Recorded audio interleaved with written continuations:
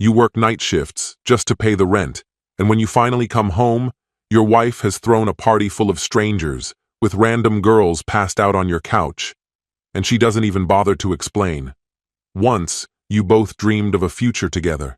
Now she laughs in your face and invites her ex over for coffee. What do you do when you realize that love has become a trap? This isn't a story about happily ever after. Hello, my friend. I'm so glad you stopped by my channel. If it's your first time here, don't forget to subscribe and like this video, as every like truly inspires me. Please tell me which city and country you watched this video from. Now, let's get started. The door creaked open on rusty hinges, and Derek froze, hit by a wall of sour beer stench and a bass so heavy it rattled the floorboards like an unwanted pulse in his skull. After enduring a brutal 12-hour graveyard shift, this was the last thing he needed, or could tolerate. His marriage to Bonnie, now 18 months deep, had begun in soft tones and tender moments, quiet dinners, shared dreams, and easy laughter. But in the past half-year, everything had corroded into arguments, sharp silences, and unspoken resentments. Bonnie, ever restless and unwilling to be pinned down, had been testing every limit he had left, dismissing his concerns, trampling boundaries, and treating their home like a stage for her reckless whims. Tonight, though? Tonight felt like his limit had finally been reached. Stepping further in, his boots crunched over tortilla chips ground into the floor like confetti after a riot. His eyes scanned the wreckage, bottles scattered and spinning underfoot, sticky pools of beer reflecting the flicker of dim lights, and a forgotten slice of pizza left to dry out on the rug like an afterthought of some unrestrained night. The speakers trembled with music, no doubt turned up hours before she crashed. On the couch, two women he'd never seen before lay tangled together in sleep, arms and legs flung in all directions, one of them smeared with mascara trails that gave her a ghostly, battle-worn look. Still weighed down by his work bag, Derek stood motionless, his jaw locking tighter the longer he stared. Same mess. Same careless script. Bonnie hadn't messaged, hadn't warned him, hadn't even tried to make the place remotely livable before he walked in. This wasn't a first. It was at least the third time she'd hosted a party he didn't know about, turning their home into a disaster zone. But something about tonight felt different. Something snapped. He no longer felt like this was his home, just a guy working overtime to keep a roof over their heads, while Bonnie acted like she lived in a college dorm. Letting his bag slide to the floor, the drop muted by the pulsing music, he muttered under his breath, "This is insane." Careful not to trip over a beer can, he pushed open the door to the bedroom. There she was, Bonnie, sprawled diagonally across the bed, arm thrown over her face, still dressed in a sparkly top that looked like it belonged to yesterday. He cleared his throat, loud and sharp. No reaction, so he leaned down, giving her shoulder a firm nudge. "Bonnie, wake up. We need to talk." She groaned, peeling her arm away and blinking up at him, her smudged eyeliner darkening the circles under her eyes. "What, Derek?" she rasped, voice rough, irritation flickering as she massaged her temples. "What now?" He scoffed, gesturing back toward the living room with tight, jerky movements. "I come home after working all night and this is what I walk into? You want to explain that to me?" With a roll of her eyes, Bonnie flopped backward on the bed, only to prop herself up a moment later, raking her fingers through her tangled hair. "Relax. It was just a girls' night. You're being dramatic." "Girls' night?"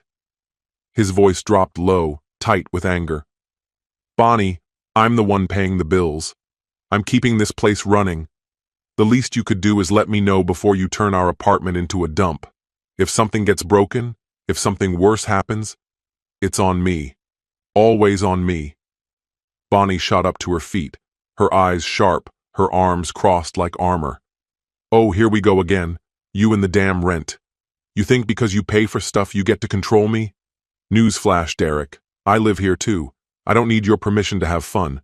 If I want to have people over, I will. Deal with it." Her words sliced the air between them, daring him to fight back. Staring at her, A mix of exhaustion and anger swirled in his chest. He dragged in a slow breath, trying to hold it all in, and then turned, walking stiffly back into the chaos of the living room. The two strangers were still out cold on the couch, one of them softly snoring. Derek crouched beside them, keeping his voice steady but firm. "Ladies," he said, tugging lightly at the edge of the blanket covering one of them. "Sorry to wake you, but it's time to call it a night. I'd appreciate if you could help tidy up before you head out." Before they could respond, Bonnie stormed out of the bedroom, her voice cutting through the music like a knife. "Derek, are you kidding me? What are you doing? Stop embarrassing me," she snapped, her hair wild, her fists clenched at her sides. "Let them leave. I'll call a cleaner. You don't have to act like you run this place." The two women, now awake, exchanged awkward glances, clearly uncomfortable as tension filled the room like smoke. Derek stood, grinding his teeth to keep calm. He tilted his head back, staring at the ceiling for a long breath before exhaling hard through his nose. "Fine," he said at last, his voice strained, words sharp as glass. "Do whatever you want, Bonnie. You always do." Moments later, her friends shuffled out, mumbling soft goodbyes that echoed down the hall before the door clicked shut behind them. Bonnie collapsed onto the couch without a word, pulling out her phone and scrolling as if nothing had happened. "There, cleaning service is on the way. Happy now?" she muttered, eyes locked on her screen. Standing in the center of the mess, Derek rubbed his forehead, fighting to stay composed. "Bonnie, those services aren't cheap," he said, voice tight with restraint. "We can't afford to waste money every time you decide to throw a party." She shrugged, not bothering to look up. "Well, I'm not cleaning it. I'm wiped out. And honestly, it's not a big deal." His mouth opened, then closed, fury and hurt choking his words. When he finally spoke, his voice cracked, rising louder. "Not a big deal? Bonnie, I'm the only one working to keep us afloat. And you treat this place, treat me, like it's nothing." It had been 6 long months since Bonnie last held a job, and though Derek wasn't mentioning it to make her feel guilty, he needed to address their money troubles. He was grinding through endless night shifts just to keep them afloat, while she carried on as if there wasn't a care in the world. Tossing her phone onto the couch, she shot him a sharp glare. "Oh, for God's sake, Derek. Stop acting like some tight-fisted miser. I'm not a kid for you to boss around." Derek exhaled slowly, his hands curling slightly into fists as he fought to stay composed. "I'm not trying to boss you around," he said, voice steady but laced with strain. "I just wish you'd loop me in before making decisions, like throwing parties or hiring cleaners, things that impact both of us. I'm only asking you to talk to me first." Bonnie leaned back, crossing her arms, a mocking smile tugging at her lips like she was daring him to keep going. "I don't need your permission to live my life. This is my place too. If I want to invite people over, even my ex, I will." Her words sliced through the air like a knife. Derek's eyes widened before narrowing, a flush of anger rushing to his cheeks. "Your ex? Are you serious right now?" His voice sharpened, rising louder than before as his restraint cracked. "You don't get to treat me like that, Bonnie. You know damn well that's wrong." His jaw tightened, fury threading through every word. "Bringing up Dominic just to mess with me? That's more than childish, it's vicious. I'm the one paying the rent, keeping this place together while you've been out of work for half a year. The least you could do is show some respect." But Bonnie only leaned in closer, her smile hardening. "Oh, please. I pull my weight. I'm the one who makes this place livable. You're welcome, by the way." Her sarcasm hung in the air, thick as smoke, as the clutter and disarray of the apartment seemed to bear witness. The stained carpet, the worn-out furniture. Rising abruptly from the couch, she brushed past him with a sneer, muttering just loud enough to cut deep. "I'll do whatever I damn well please." Derek stood frozen, his chest rising and falling heavily, her words weighing on him like lead. The walls seemed to press in tighter, the mess of the room closing around him. For the first time, it occurred to him that this fight might already be lost. The days that followed were a blur of silent warfare. Neither spoke a word. Derek stewed in quiet resentment, while Bonnie carried herself with smug indifference, as though nothing could touch her. But the silence between them was anything but peaceful. It was a fuse burning toward an inevitable explosion. And then, a week later, Bonnie lit the match. Determined to prove she could do as she pleased, she invited Dominic over, clear as a slap in the face. Derek stumbled through the door at 7 p.m., drained from another brutal shift, only to be greeted by a scene that stopped him in his tracks. There they were, sitting in the kitchen like it was any other day, coffee cups in hand, laughing like old friends. Dominic leaned against the counter, casual and self-assured, while Bonnie giggled at something he said. Derek's stomach twisted painfully. "What's this?" he asked, voice low and tight, barely holding back the storm brewing inside him. Bonnie twirled a lock of hair around her finger, giving him a smile that dripped with false sweetness. "Oh, Dominic just stopped by for coffee. We're catching up. Still friends, after all." Dominic gave a slow, smug sip of his coffee, his eyes glinting with amusement, as if he owned the place. But to Derek, this wasn't about coffee. It was a punch to the gut, a deliberate show of disrespect. Squaring his shoulders, Derek's fists clenched at his sides. "Dominic," he said sharply, each word clipped and controlled. "Get out, now." Dominic raised an eyebrow, pretending to be confused. "Whoa, man, chill. We're just talking." He took another slow sip, clearly savoring Derek's reaction.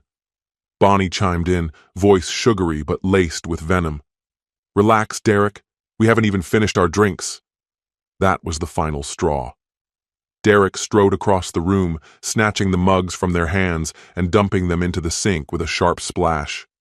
"There, now you're done," he bit out, slamming the mugs down hard enough to make them rattle. Dominic's smirk faded slightly as he stood, holding up his hands in mock surrender. All right," he said with a low, dark chuckle. "Message received. See you around, Bonnie." With a cocky wink, he strolled out, leaving a heavy silence behind him. Bonnie didn't flinch. She just crossed her arms, an insufferable smirk still on her lips. As the door clicked shut, Derek spun toward her, his voice rising in anger. "What the hell was that, Bonnie? You think I'm going to stand here while you bring your ex into our home like it's nothing? That's over the line." She stared him down, cold and unmoved, as his anger surged, months of frustration crashing over him. She met his every word with an icy wall, shrugging, rolling her eyes, refusing to meet him halfway. Finally, when she seemed to sense that he was about to break, she stood abruptly and snatched up her purse. "You know what? I'm done with this. I'm going out with my friends. You should probably calm down, Derek, because you're losing it." With a victorious smirk, she brushed past him and out the door, leaving him trembling with rage in the kitchen, the sound of dripping coffee echoing like a taunt. An hour later, in a house that felt like a tomb, Derek sat alone, the fight still vibrating in the walls, and something inside him broke. Enough. Grabbing a duffel bag, he stuffed it full of clothes, work boots, and anything else he could throw together in a rush. He didn't pause to look around, just walked out and let the door click shut behind him. The next morning, bleary-eyed from a sleepless night in a run-down motel, Derek reached for his phone and punched in the landlord's number. "I want out of the lease," Derek said flatly, his tone stripped of any emotion. The landlord blinked, caught completely off balance. "Wait, what do you mean? You're serious?" Derek didn't flinch. "Yeah, you can talk to Bonnie. She's staying. Let her handle it." And just like that, he ended the call, leaving the landlord in stunned silence that never had a chance to stretch. Meanwhile, as the clock crept toward 11 a.m., Bonnie finally stirred from her friend's guest bed, her head throbbing from the alcohol-fueled haze of the night before. Her attempt to drown out anger now turned into a pounding reminder of it. Groaning, she pressed her fingers to her temples as her phone buzzed insistently on the nightstand. Squinting through the headache at the glowing screen, she saw the landlord's name flash. "Hi, Bonnie," he said, his voice careful but edged with urgency. "We need to go over the lease." Her stomach twisted. "Derek's gone. Can you come by?" he added, the words hanging in the air. "What?" she breathed, sitting up straighter, shock beginning to settle in. "Give me a second to figure this out," she mumbled, cutting the call short. She threw on yesterday's clothes in a rush, panic growing heavier with every step as she raced home. Something felt wrong the second she walked through the door. The apartment was too quiet, as if it already knew what she was about to find. His jacket wasn't hanging by the door where it always was. The work bag he never left behind was gone too. Heart pounding, Bonnie yanked open the closet door. Half empty. His side was cleared out. "He's just trying to scare me," she whispered, forcing her hands to stop trembling as she grabbed her phone and called him. The call rang until it went to voicemail. She called again. No answer. A cold wave of dread slid down her back.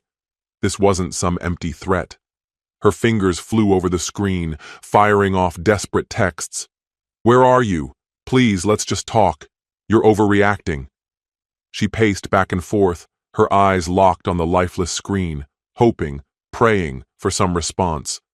Then finally, a ping. One message. Short, final. "I'm done living in a marriage where I'm disrespected, pushed around, and humiliated." The words hit like a punch to the chest. Bonnie stared at the screen, her breath catching. Slowly, she dropped onto the couch, the same couch her friends had crashed on just days ago, and let the truth wash over her. She had crossed a line she couldn't uncross. Her endless games, the constant need to control, had pushed him too far. And now, she was left alone in a home she couldn't afford, stripped of the confidence she always used as a shield, leaving only fear and regret in its place. The next day, she sat across from the landlord in his small, cluttered office, her stomach churning as he slid the lease across the desk. The rent glared up at her, numbers she knew she couldn't possibly handle without Derek. She stumbled through weak explanations, but there was no avoiding the truth. She couldn't stay. Leaving the office, a moving deadline looming over her, Bonnie felt like she was carrying a weight she couldn't put down. As for Derek, it was as if he had disappeared. No messages, no calls, nothing. Then, days later, her phone rang, an unfamiliar number lighting up the screen. "Hello?" she answered, her voice tight. The voice on the other end was sharp and professional. "This is Derek's attorney. I'm preparing the divorce paperwork. You'll be served soon." Before she could speak, the call was over. Divorce. The word echoed in her mind like a slap she never saw coming. For the first time, a crack appeared in the mask she wore so effortlessly. Had she really destroyed everything? With nowhere left to turn, Bonnie packed up what she could carry and moved back into her friend's spare room, the same one she used to crash in after wild nights she laughed off. Only now, the fun was gone. The divorce moved quickly. 2 weeks later, in a stark, fluorescent-lit courtroom, a few strokes of a pen ended it all. No house to split, no savings to fight over, just a broken marriage, dismantled in front of a judge. Derek moved into a small apartment, bare walls, an old couch, a lone lamp casting dim light across the room. It wasn't much, but it was his.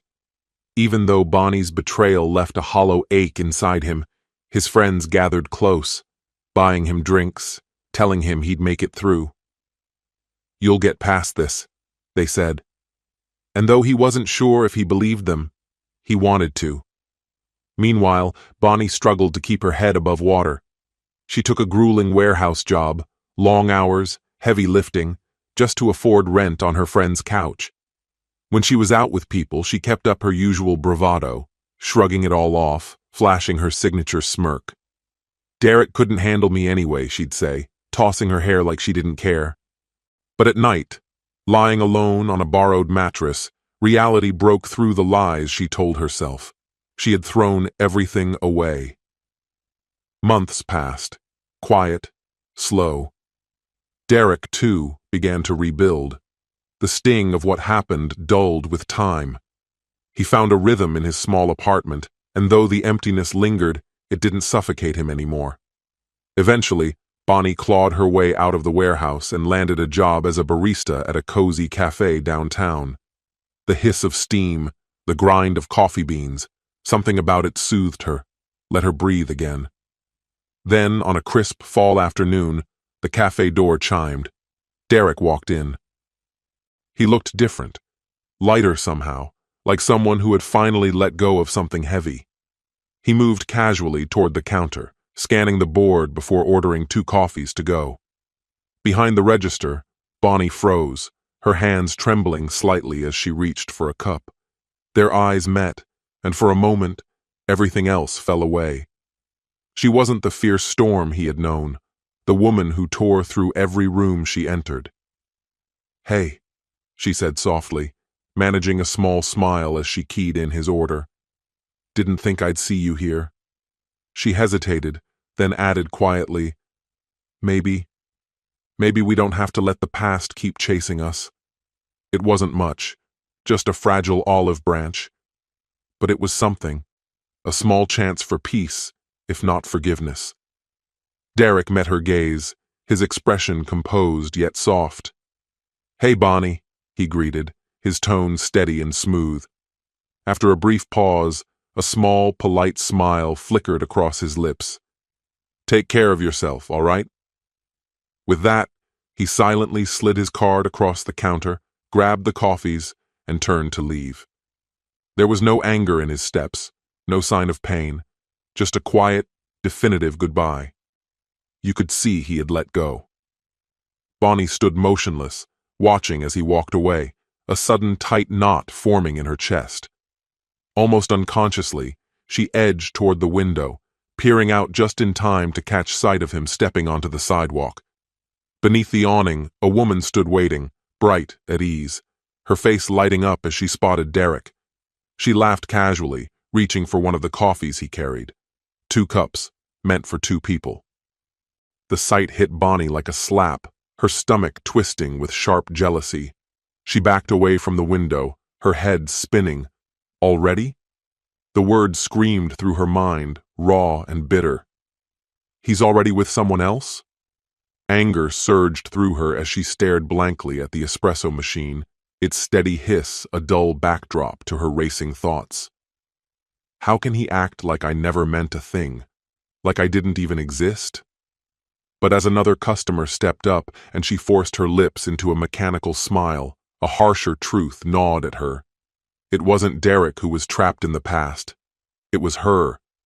And the hollow ache pressing against her ribs wasn't something he had caused. It was something she was holding on to herself.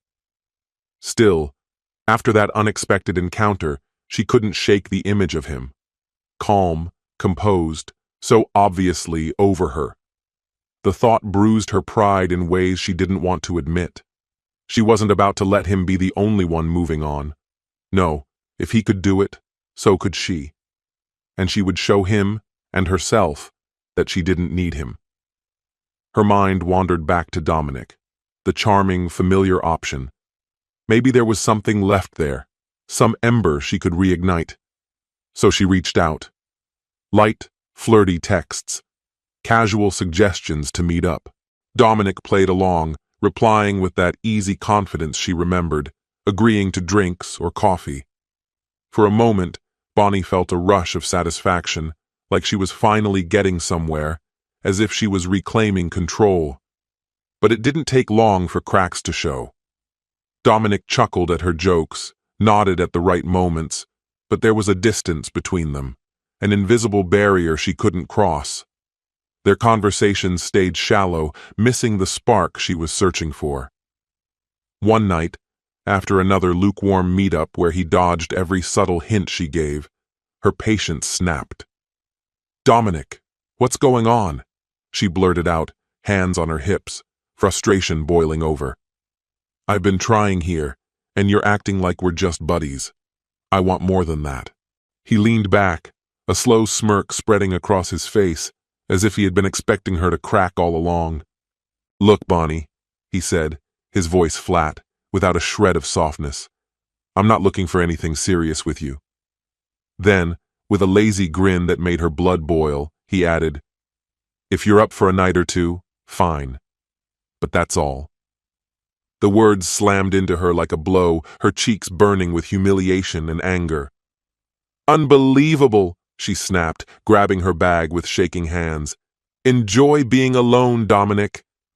She stormed out, slamming the door behind her, leaving every last hope of something real with him in the dust. Still stung, Bonnie threw herself into dating apps, determined to prove to herself, and Derek, that she could move on. Swipe after swipe, she filled her calendar with dates, desperate to fill the hollow space in her chest. But reality set in fast. One guy spent the entire dinner rambling about conspiracy theories that made her skin crawl. Another arrived late, drenched in overpowering cologne, and still had the nerve to insist they split the bill on a cheap meal. Date after date fell flat, and each time she trudged home, she felt emptier, more worn down. It finally hit her. Meeting someone decent wasn't going to be easy. The truth stung deep. Her friends rallied around her, sharing their own war stories of awful dates and trying to reassure her that good guys still existed. But their words felt thin, like trying to patch a sinking ship. And when the chatter faded and she was left alone in her apartment, her thoughts circled back to Derek, steady, kind, and genuine. She had let someone good slip away, someone who had truly cared, someone she hadn't valued until it was far too late. Looking back on her string of failures, the truth was clearer than ever. Someone like Derek wasn't just around the corner. Finding a man like that could take years. Or maybe, Bonnie realized as the weight of it sank into her chest, it would take something even harder, learning to be okay on her own first. This story has come to an end. No matter how much love there is in the beginning, without respect, support, and mutual effort, a relationship is doomed. You can't carry a marriage on your own while the other person destroys everything you've built together. Sometimes it's better to walk away than to endure humiliation and keep waiting for someone to change. Value yourself. Learn to say enough in time, to save not just your life, but your soul. Love is not pain and struggle. Love, above all, is respect. Remember that. And if you find yourself in such a situation, don't be afraid to choose yourself, because in the end, you are the one person you will live with forever. What's your opinion? Share it in the comments, my friend. And if you liked this story, check out other exciting videos on my channel. I'll say goodbye until the next video. See you.